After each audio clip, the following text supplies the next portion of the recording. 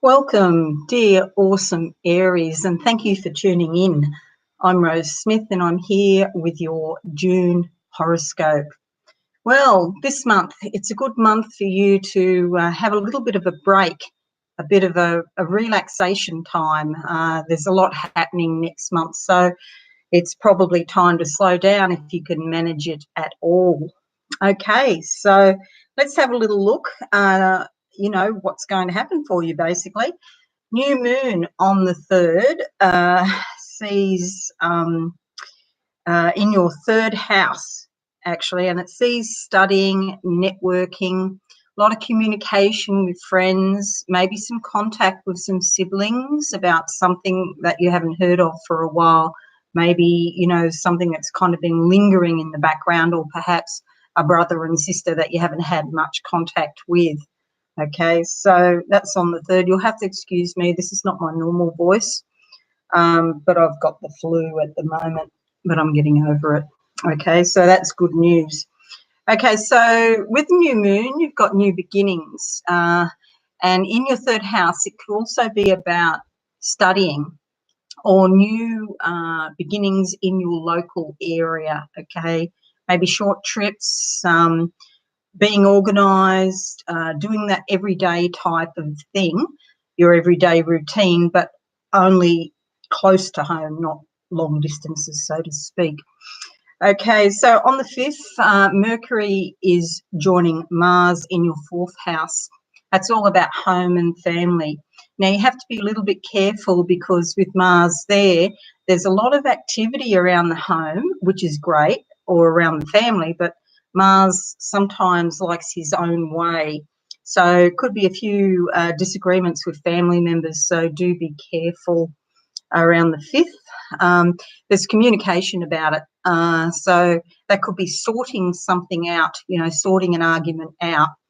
Or it might not even get to an argument, but you're both feeling very, highly spirited about something. Okay, so just be a little bit careful. The first week of the month, Venus and Uranus are in your 2nd house. That's all about what you value, including your money, okay? Could be money systems like your banking and your finances and stuff like that. Venus is a lovely, harmonious type of energy, especially around money. It sort of means things are flowing smoothly. Uranus is a volatile type of energy, unexpected surprises, not necessarily bad. You could win some money during that time. So it's basically the 1st to the 8th of the month. It's just hard to tell what will happen with Uranus there. Okay, so the 17th is the day of the full moon, and that sees Jupiter in your 9th house of higher learning. So there could be expansion about something to do with overseas connections, or perhaps you're thinking of going overseas, or you've got an overseas friend, or perhaps even a relationship. Hello, Delina. I can't see, for some reason, I can't see your question. I just see a thing that pops up and saying you're there. Hello, but I can't see any writing, unfortunately, so I can't answer you. Sorry, I'm sucking on a lozenge so I can actually talk. Okay, so we're talking about the 17th, the full moon in Jupiter in your 9th house. Okay, so higher learning, overseas connections. It's also about wisdom. So you might find yourself feeling more spiritual and like insights coming to you, and it's like wisdom beyond your years. So, as we all get older, we're supposed to get wise, but under this particular influence, you might be getting some wisdom sooner rather than later. Okay, it's good for sharing with other people too, and it's good for teaching, publishing, learning, anything where there's kind of this sharing, two-way sharing of information. That's around the 17th on the full moon. Okay, full moon also brings around changes. Stuff comes up that you have to deal with. But it is sort of positive, because if it's been hidden and been repressed, then you don't have the power over it, or, it's running your life.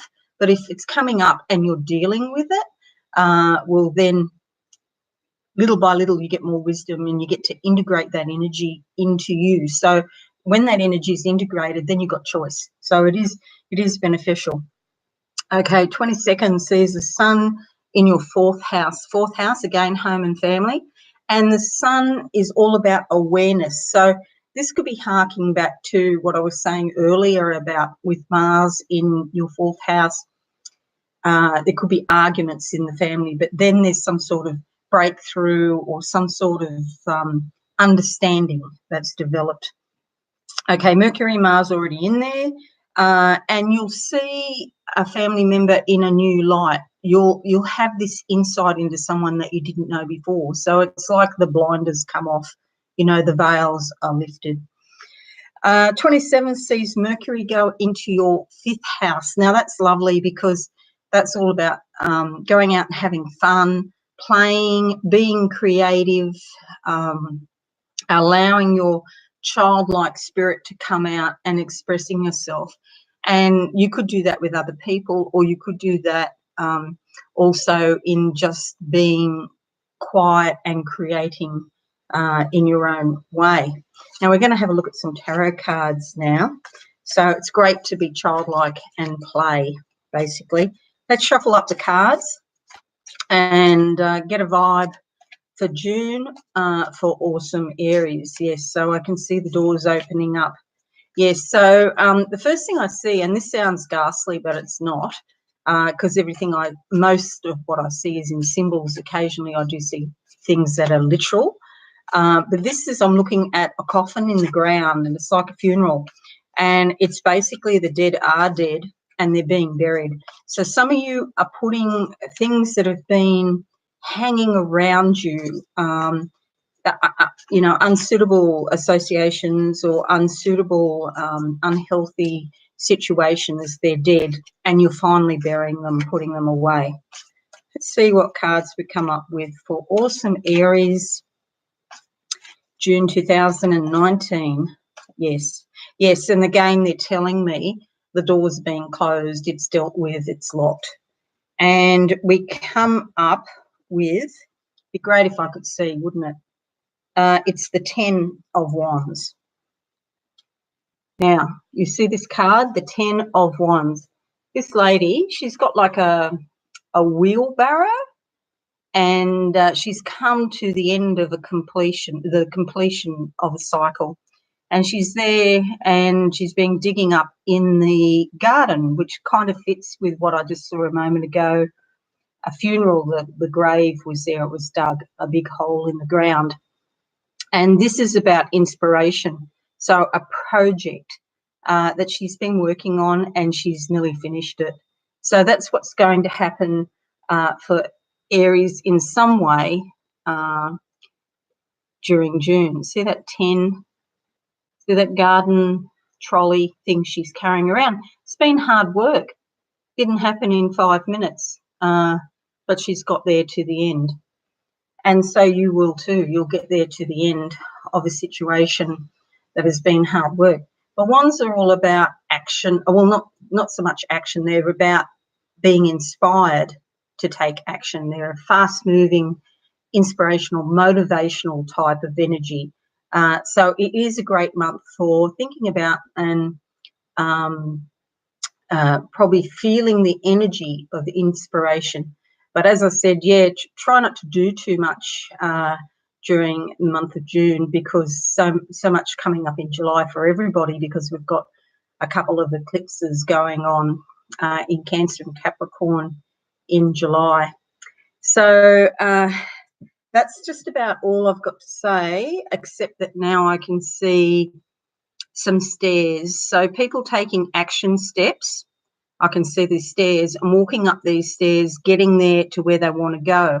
I can see travel for some of you.